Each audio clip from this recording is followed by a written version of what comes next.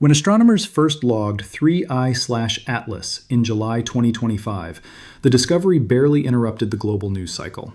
To most people, it seemed like one more interstellar wanderer, another fragment of ancient debris crossing the cold emptiness between stars and slipping through our solar system on a one-way trajectory.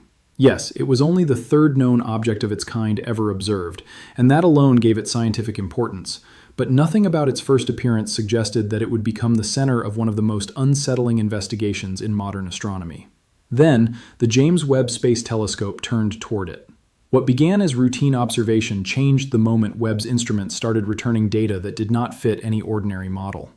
This was not a simple icy body reflecting sunlight, not a passive object warming as it drifted inward.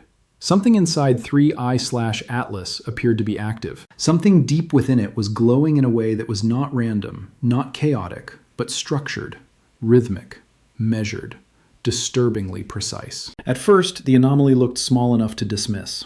Inside Webb's infrared feed, 3I/Atlas was little more than a bright point among many. But when researchers reviewed data from the near-spec instrument, one inconsistency refused to disappear. Interstellar objects are expected to fluctuate. They rotate, vent gas, tumble irregularly, and reflect sunlight unevenly across icy and fractured surfaces. But 3I/Atlas did not behave like that. Its brightness held with eerie consistency. Even more troubling, the strongest emission did not appear to come from its exterior. It appeared centered, focused. Deep in its core, a concentrated thermal glow pulsed with extraordinary regularity, like a furnace buried inside the object itself. Every 4 hours, the intensity surged and faded in a cycle so exact it immediately drew attention. The timing did not match rotation. It did not track solar angle. It did not vary with distance from the sun the way a normal cometary response would. Whatever was producing the heat seemed to be operating on its own internal schedule. Publicly, scientists called it a thermal anomaly. Privately, another word began circulating in quieter conversations: heartbeat. The comparison sounded dramatic, but the pattern invited it. The pulses were slow, deliberate, and repeated with a consistency that seemed less geological than mechanical. They resembled not the erratic flare of radiation or fractured outgassing, but the controlled respiration of a system functioning in darkness. The most troubling implication was not simply that 3I/Atlas contained energy, but that the energy source appeared independent of any obvious external driver. It was as though something inside the object was powering itself in deep space, maintaining its own cycle, unaffected by the ordinary variables that govern natural bodies. That single fact changed the tone of the entire investigation. The question was no longer whether 3I/Atlas was interesting. The question became much harder to ignore. What kind of object generates internal power in interstellar darkness and does so with perfect timing? As Webb's thermal data became harder to explain away, radio astronomers joined the effort. Facilities across the world began aiming their receivers at 3I/Atlas, from South Africa to California, searching for any electromagnetic behavior that might correlate with the infrared pulse. For several days, the data remained unremarkable. Then came the breakthrough. The Allen telescope array detected a narrow-band signal emerging at the same interval as the thermal cycle. Every 4 hours, the object seemed to emit a faint but repeatable pulse, synchronized with the internal heat surges Webb had already documented. At first, caution dominated the response. Interference had to be ruled out. Instrument noise, terrestrial contamination, reflected emissions, all of it had to be tested. But the signal persisted. Night after night, week after week, it remained stable, exact, and uncomfortably precise. Multiple observatories confirmed the same timing, and the more the data was examined, the less room remained for a conventional explanation. What transformed suspicion into alarm was not just the presence of the signal, but its character. It was too orderly. Fourier analysis revealed a stable carrier wave unlike known natural radio sources. It was not behaving like a pulsar, not like random cosmic background activity, not like noise embedded in a complex system. The signal seemed mathematically clean, almost intentionally shaped. Even more unsettling, it showed small adaptive variations that tracked fluctuations in the solar wind, as though the source was not simply transmitting, but modulating in response to its environment. Teams tried matching it against known astrophysical phenomena, and every test failed. There were no clean analogs. Eventually, one group attempted something far riskier than passive observation. They transmitted a simple response: prime numbers, elemental references, and basic mathematical constants, the sort of language humanity has long imagined might serve as a universal bridge. 72 hours later, a return signal arrived. Faint, distorted, but present, and timed to the second. Something had received the message. Something had answered. That reply changed the atmosphere surrounding the object more than any single measurement before it. The entire framework of observation shifted from anomaly to interaction. Then, on August 18th, the situation escalated again. Webb's continuous monitoring captured a sudden flare from 3I/Atlas, a violent increase in brightness of more than 40% in less than an hour. No known comet behaves that way. Even active comets venting volatile material do not produce such a rapid, concentrated increase under those conditions. Yet the flare itself was not the most astonishing part. When orbital analysts recalculated the object's path, they found evidence of a subtle but undeniable course correction. 3I/Atlas had changed direction. Not dramatically, not enough to transform its entire trajectory at once, but enough to shift it more precisely toward the ecliptic plane and bring it into closer alignment with the inner planets. In effect, it was no longer just passing through the solar system. It appeared to be steering within it. European orbital modelers reran their simulations repeatedly, testing whether the shift could be explained by ordinary physical processes. Outgassing was the first candidate, as it often is when a small body changes course.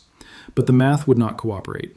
The thrust needed to account for the maneuver exceeded what natural jetting could reasonably produce, and the timing made the problem worse. The flare and the course correction happened together, as if one event initiated the other. No known asteroid, comet, or interstellar object had ever shown that combination of behavior in a way this coordinated. A natural body can drift, tumble, vent, fragment, and accelerate slightly, but purpose is something else. If 3I/Atlas had responded to our signal, and if its movement changed shortly afterward, then the line between observation and encounter had been crossed. The question was no longer whether the object was active.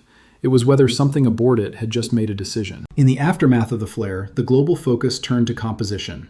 Spectroscopic analysis was accelerated across major observatories, with teams revisiting every wavelength Webb could provide. At Johns Hopkins, a group led by Carrie Liss began dissecting the object's spectral profile in extraordinary detail. The result deepened the mystery immediately. Standard cometary components were present: water ice, carbon compounds, carbon dioxide. But layered over them were absorption lines never before recorded in any natural object. Some appeared consistent with metallic alloys, including rare earth combinations associated on Earth with advanced manufacturing.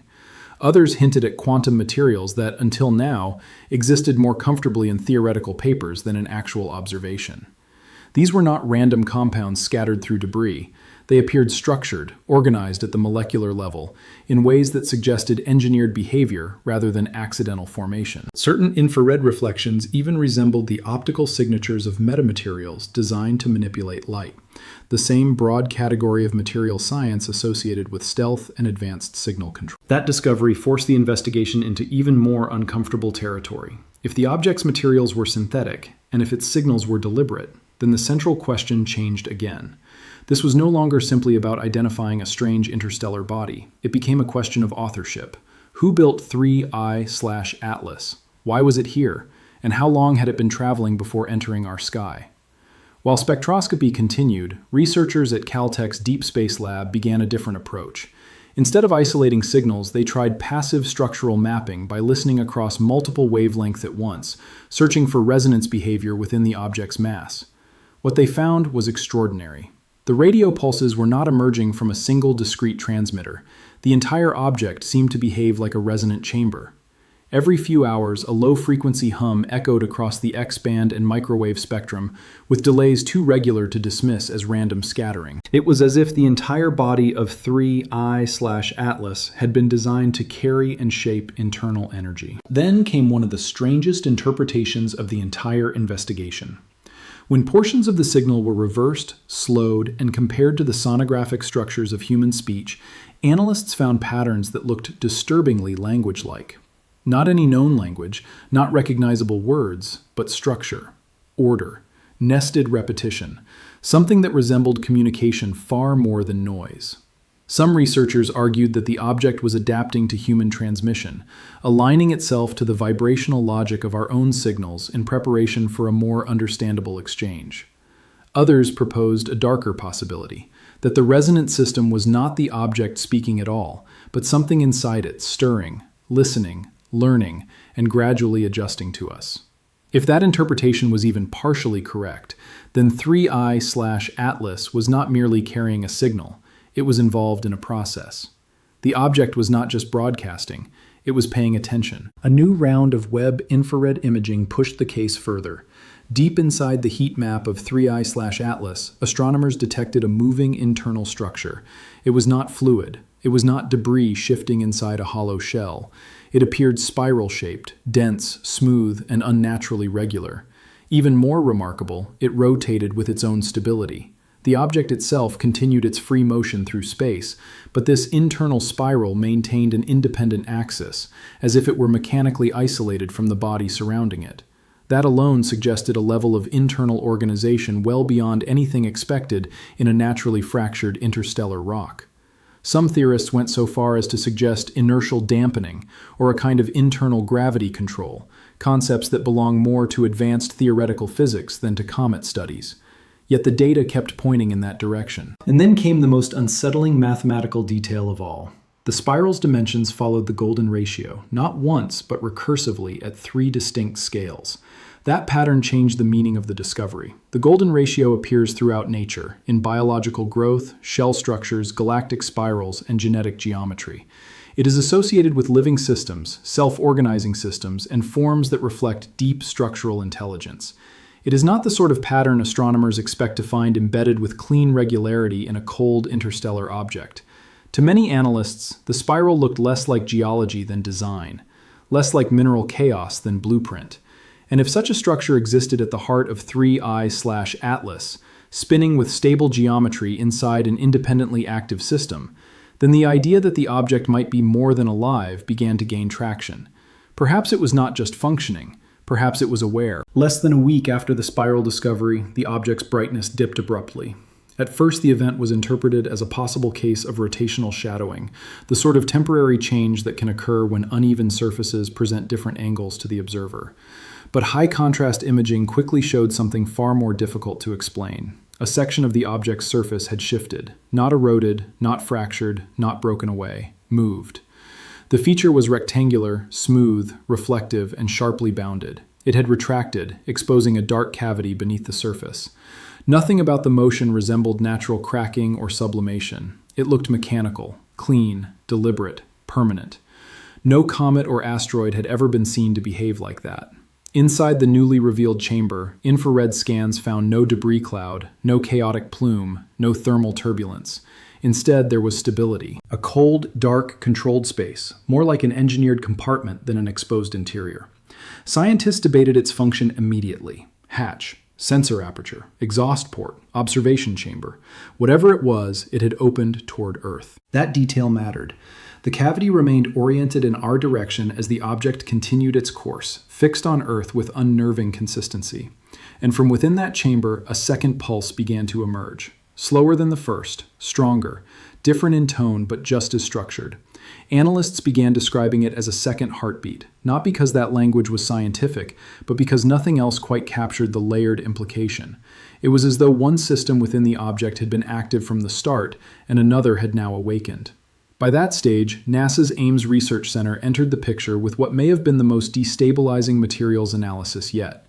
Using advanced cross-correlation between Webb's data and Earth-based spectral databases, researchers identified trace compounds resembling terrestrial biopolymers. Not DNA, not any direct biological match, but molecular structures with similarities so close in form and function that they behaved like synthetic analogs of organic tissue. Hybrid matter. Programmable matter. Material that responded to solar radiation by altering shape at the molecular scale, almost like living circuitry. That was the moment the line between biology and machinery began to disappear. If those polymers were being read correctly, then 3I/Atlas was neither a simple machine nor a living organism in any familiar sense. It occupied some middle category humanity has only just begun to imagine in biotech laboratories. Responsive, adaptive, engineered matter capable of behaving like life without being life as we define it. A vessel, a seed, a being. A message encoded not just in signals, but in structure. And if that message was in the process of waking, then the most urgent question was no longer what was inside the object. It was what would happen if the thing inside became fully active. By then, few people close to the data still believed 3I/Atlas was an accidental visitor. Then another layer appeared, one that pushed the entire case from advanced anomaly into something far stranger. A group of independent physicists combined recent motion analysis with historical gravitational lensing records and noticed a pattern in the object's trajectory. The path was not unique. According to their calculations, a nearly identical vector had been preserved before, not in modern instrumentation, but in large-scale geological and structural alignments on Mars, on Europa, and even on Earth. Features long dismissed as coincidence or natural geometry, including the pyramids of Giza, the Nazca lines, and certain Martian ridges, appeared to align mathematically with the very approach vector 3I/Atlas was now following. If true, it suggested a terrifying possibility. This object had not simply arrived, it had returned. Some researchers began invoking the idea of gravitational memory, the notion that space-time itself may preserve motion in ways we do not yet understand. But if 3I/Atlas had passed through this region before, the larger question was impossible to ignore. What happened the last time? In an effort that bordered on desperation, scientists attempted one final communication experiment. Using the CHIME array in Canada, they transmitted a wide-band silence pulse toward the object. Not a conventional message, but a method designed to probe for artificial voids the way archaeologists might probe hidden chambers behind stone. The aim was not to speak, but to listen for the vacuum response of something constructed. When the pulse reached 3I/Atlas, the result stunned everyone involved. For 6.3 seconds, the object absorbed all detectable frequencies without returning anything at all. No reflection, no refraction, no dispersal, only silence. Then, on the 7th second, it returned a single pulse that matched the 1977 WOW signal. The implications were devastating. Either the object had captured that famous anomaly across time and replayed it with intent, or it had been the original source all along. In either case, 3I/Atlas ceased to look like a passing body and began to resemble a node in a much older chain of contact. Fear rose quickly among those closest to the findings, and an unofficial task force took shape in the scientific underground. Astrophysicists, linguists, exobiologists, and philosophers began comparing notes outside formal publication channels. Their leaked conclusion was as disturbing as anything seen so far. The pulses embedded in the object did not follow random distribution. They followed a symbolic architecture resembling recursive universal grammar, a structure of meaning that appeared to transcend ordinary distinctions between language, mathematics, and biological signaling. In plain terms, it looked like a template for intelligence itself. More troubling still, the grammar showed signs of self-reference. It was not merely sending information outward. It appeared to be communicating about itself. Some analysts came to believe that 3I/Atlas did not contain a mind stored in circuitry or databanks, but a consciousness embedded directly into geometry, resonance, and light. If that interpretation was correct, then the object was not merely alive, it was self-aware, and its encounter with our solar system may have been designed to activate that awareness fully. Then, observatories around the world began reporting a new anomaly: tiny shifts in star positions. Too small for casual observers to notice, too small to disrupt daily life, but large enough to trigger alarms in astrophysical models. The fixed stars used in everything from precision navigation to deep space calibration had moved by fractions of arcseconds. When astronomers triangulated the distortion, all vectors converged near 3I/Atlas.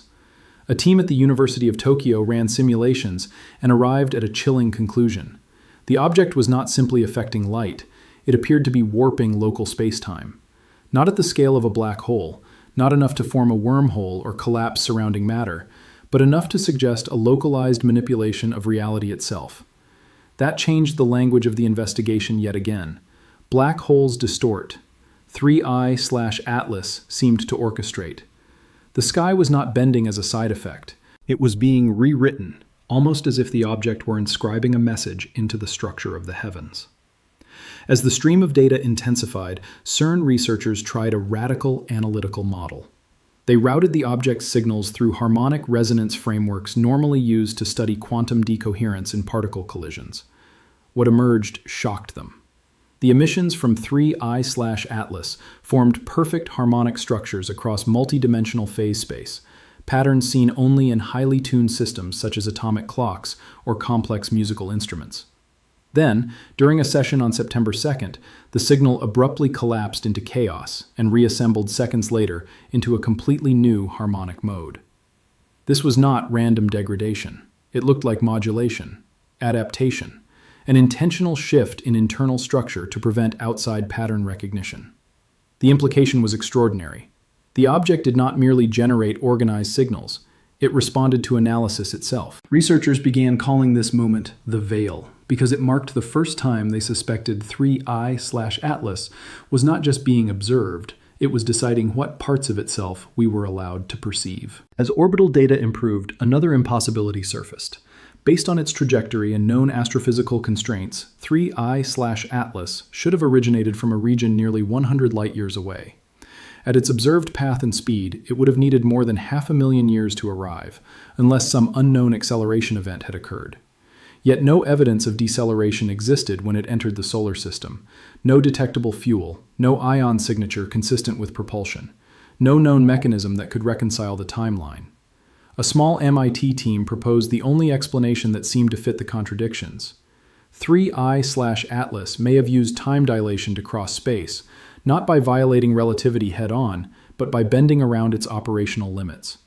If so, then the object was not only an interstellar traveler, it was a temporal one, something that traversed time as readily as distance. And if it had done this before, then perhaps it had witnessed entire civilizations rise and disappear, including ours. One of the strangest discoveries in the case did not come from a traditional scientist at all. It came from Lucia Fenn, a data sculptor who translated astronomical information into three-dimensional visual models. While rendering the internal resonance geometry derived from earlier harmonic data, she noticed a recurring pattern that seemed impossible to ignore: a face. Not human, but symmetrical, elongated, and unmistakably intentional. At first, colleagues dismissed it as pareidolia, the human tendency to impose familiar forms onto noise. But repeated analysis found that the shape was genuinely encoded in the resonance architecture and repeated across multiple scales. The object was not only transmitting mathematics and structure, it was transmitting identity, a visual signature, a symbolic presence. Whether that face represented a creator, a pilot, a stored consciousness, or some kind of emblem, nobody could say. But the effect was immediate. For the first time, the message from 3I/Atlas stopped feeling merely technical. It became personal. It wanted to be recognized. In a final, concentrated effort to understand the object, the James Webb team focused all available instruments on a region near the spiral core. There they found something that defied every known law of reflection. Light entered the zone and did not return. Not simple absorption, containment, a trap. Something more like a vault than a cavity. When they mapped the surrounding gravitational field, the findings grew even stranger. The apparent mass density implied an interior volume far larger than the object's external dimensions could physically allow, a kind of TARDIS-like contradiction in which internal space exceeded outer boundaries. If that interpretation was correct, then 3I/Atlas might not contain an engine or a transmitter in the conventional sense at all. It might contain an archive. Not an archive of matter, but of memory, a record, a museum, a seed bank of civilizations preserved in light, geometry, and time. Yet the archive remained sealed, protected by a geometry no human code had managed to open.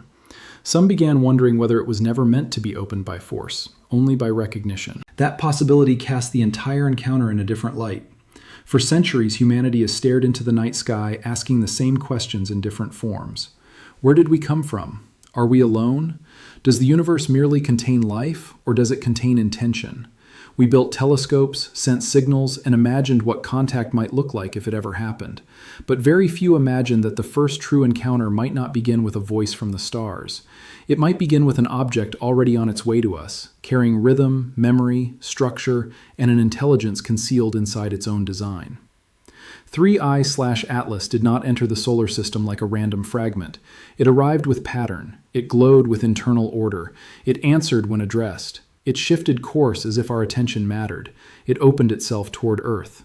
And now, still moving silently past Mars, still radiating energy we do not fully understand, it has forced humanity into a new kind of question. The question is no longer simply what 3I/Atlas is. The deeper question is what it wants. Is it a probe? A relic? A messenger? A seed? Is it alive in a way our biology cannot yet define, or built in a way our engineering has not yet reached? And perhaps the most unsettling possibility of all is this. Maybe 3I/Atlas was never meant to come to Earth. Maybe Earth was meant to notice it. Maybe recognition itself was the trigger. Maybe all of this, the pulse, the signal, the response, the opening chamber, the shifting trajectory, the veiled harmonics, the encoded face, the impossible geometry, was not a random chain of anomalies, but a sequence designed to unfold only when observed by the right civilization at the right stage of its development. If that is true, then the most chilling part of this story is not that something alien may be inside 3I/Atlas.